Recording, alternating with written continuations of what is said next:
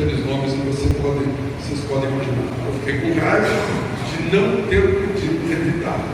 Um tanque israelense que estava lá no fundo da rua, ouviu os tiros e veio, parou entre mim e o atirador e virou tudo no canhão para a janela. Aí o sujeito sumiu antes que fosse pulverizado.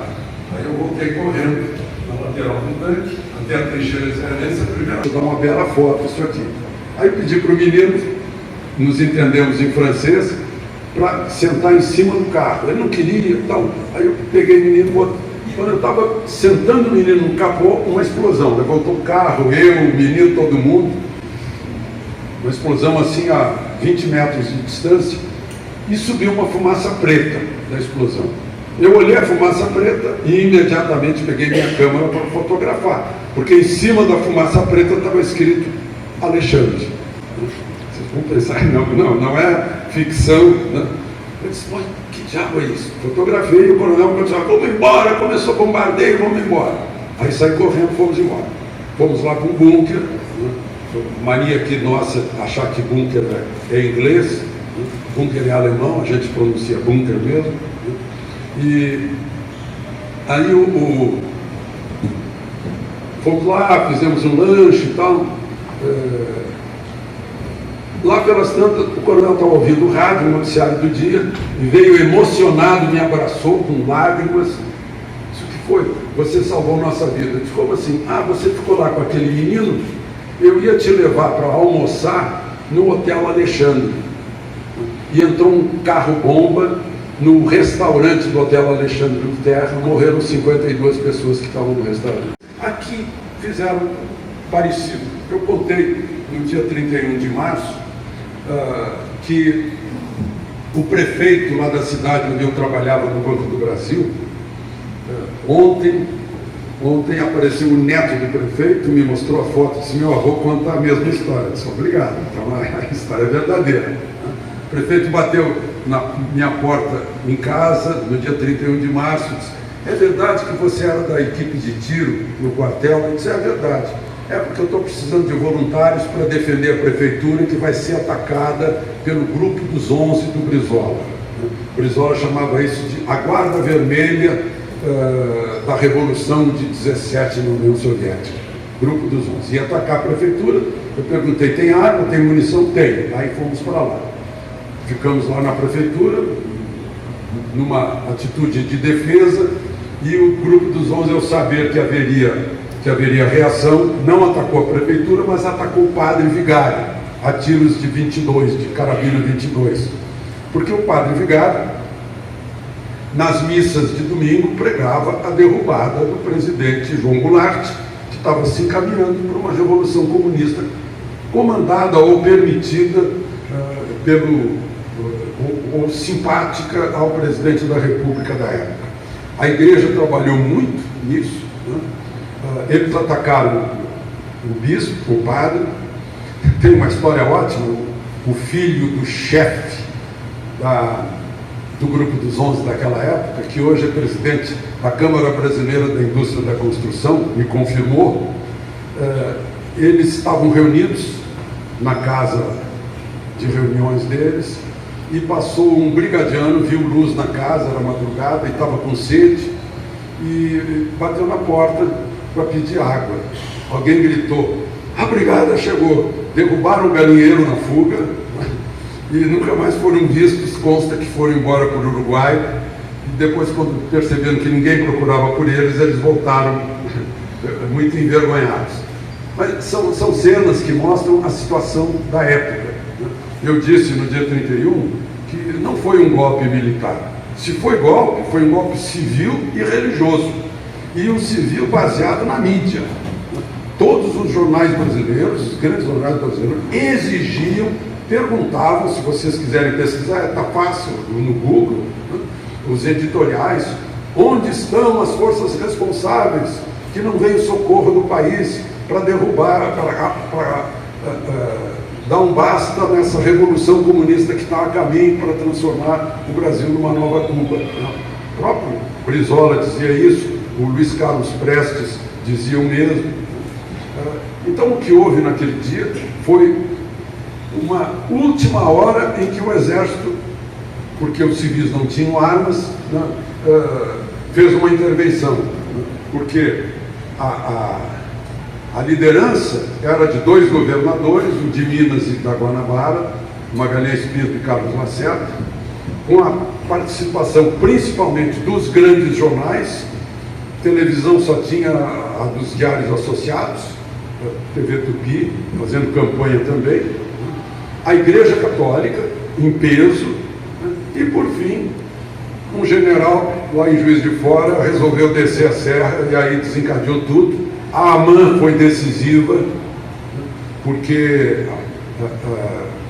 havia até a intenção de dinamitar pontes ali para evitar que o Segundo Exército baixasse para o rio em socorro ao governo de Jango, mas depois houve a adesão de todo mundo. Na hora que a AMAN entrou, ninguém quis dar tiro. E lá na AMAN foi também um episódio muito interessante, que o comandante da AMAN, Emílio Garrastazu Médici,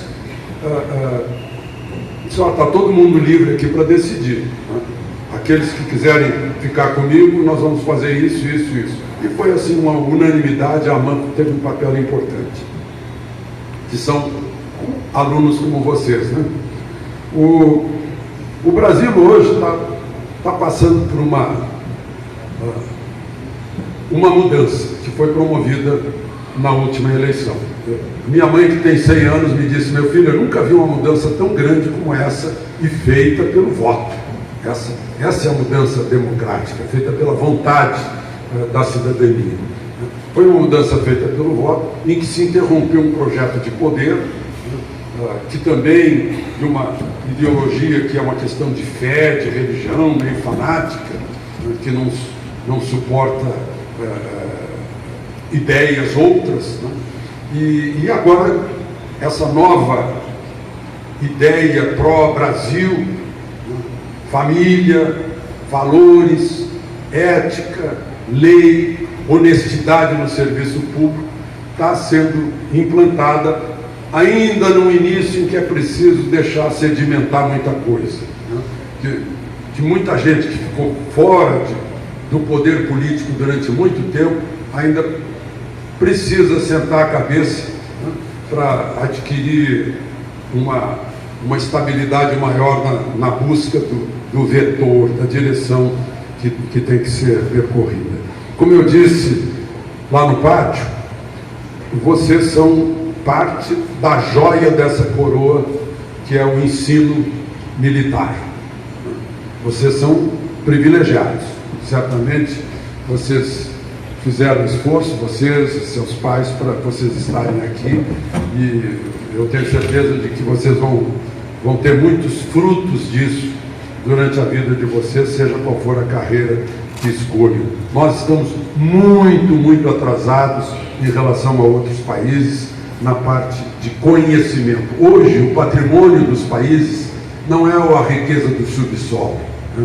Não são as riquezas naturais, é o conhecimento. Vocês imaginem que o Vale do Silício, lá na Califórnia, ou Israel, que é um dos países mais avançados do mundo em ciência e tecnologia, né, estão em desertos. Não tem nenhuma riqueza natural, mas a riqueza é o cérebro. Essa é a nossa principal riqueza, a nossa razão de progredir na vida. São os nossos neurônios, ou aquilo que fazemos deles. Então, vocês têm, ao mesmo tempo, uma responsabilidade. Se vocês estão recebendo um ensino diferente, né, vocês têm como consequência a responsabilidade depois de retribuir ao país que está dando esse ensino para vocês. Essa é a essência do serviço público. O Estado investe em cérebros e depois os cérebros enriquecem o país. Muito obrigado.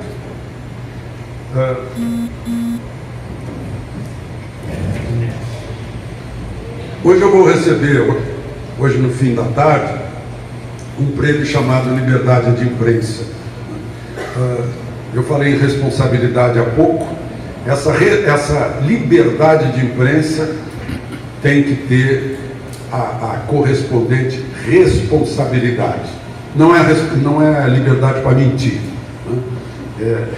É liberdade, sim, para emitir opinião, os que emitem opinião, mas, sobretudo, é a responsabilidade de transmitir o fato como ele é. O fato não necessita de ajuda, né? No momento em que o fato é incrementado com alguma coisa, ele já está sendo deturpado.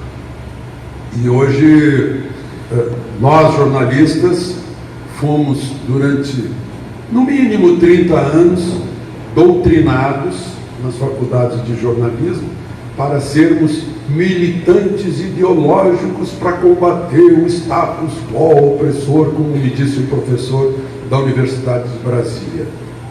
Então as pessoas vêm com essa cabeça e põem isso no papel, no microfone, nas câmeras, né? Tem acontecido muito. E vocês ficam preocupados com o noticiário, mas devem se perguntar, será que é verdade? Eu tenho visto em Brasília, eu vejo Sul e a notícia sai Norte, eu vejo 1 e a notícia sai 2, né? Eu vejo negativo e a notícia sai positivo. Então, que história é essa? Porque está mudando assim.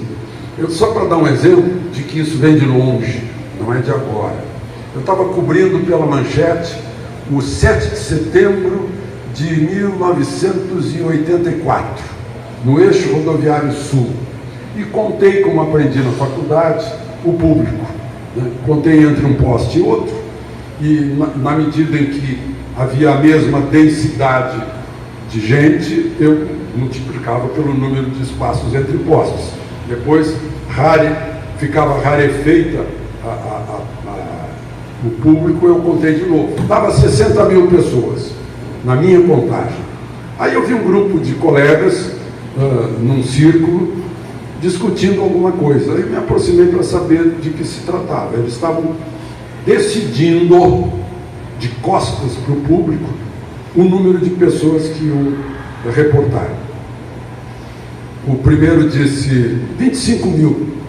Aí um outro disse assim, não vamos dar essa colher de chá para os milicos que prenderam o padre Vito Miracapino. Era um padre italiano que no dia 7 de setembro fez um discurso que ele não podia fazer, se meter em política, porque ele era estrangeiro com visto de turista. Fez um discurso dizendo que não existe 7 de setembro no país, porque o país não é um país independente. Aí ele foi extraditado, foi mandado de volta para a Itália. E os jornalistas estavam do lado do padre e contra a medida do governo. Aí o outro disse, vamos botar 10 mil então. Eu disse, não, 10 mil é pouco.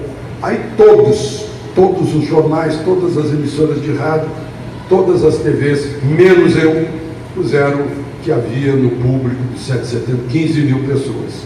Menos eu, que pus 60 mil. Aí as pessoas vão ler os jornais e vão concluir que eu estou mentindo, né? Porque todos os outros deram o mesmo número, né? Aí só para você saber como as coisas são feitas, né? São feitas muitas vezes assim, é uma decisão de pool, né? Vamos dizer que foi assim, aí todo mundo diz a mesma coisa. Ou tem aquele temeroso que não quer destoar e vai dizer também, eu olho, puxa, eu contei 60 mil, mas eles estão dizendo que é 15, eu vou acreditar neles e não nos meus olhos e no meu cérebro. Então, há isso também. Então, um alerta que eu faço a vocês na hora de receberem a notícia, pensem 2 vezes, ou deem uma checada nas redes sociais, no noticiário digital, para saber se realmente é aquilo, né? Versões desencontradas. Agora mesmo, a viagem do presidente a Israel, o presidente está indo a Israel dando as costas para os países árabes. Opa, peraí, durante os últimos 20 anos, o Brasil só negociou com os países árabes e deu as costas para Israel. Só para lembrar, 1 em cada 5 prêmios Nobel, é judeu. O Waze que vocês usam, o Waze é de Israel. Os avanços de biotecnologia, de medicina, na área militar também, geralmente é Israel. Então a gente deu as costas para esse país durante os últimos 20 anos. O que estamos fazendo é apenas reatar um desequilíbrio. reequilibrar, porque o presidente irá ainda neste ano visitar os países árabes, mas a cobertura de lá deu a entender, disse, poxa, que história, que erro da diplomacia brasileira, deixar os árabes de lado, que compram tanto alimento da gente, né? Passa essa ideia. E aí vocês leem e dizem, puxa, ele está errando. Né? Mas não foi, foram 2 ou 3 cérebros de jornalistas que resolveram contestar a diplomacia brasileira. Queria fazer esse alerta para vocês.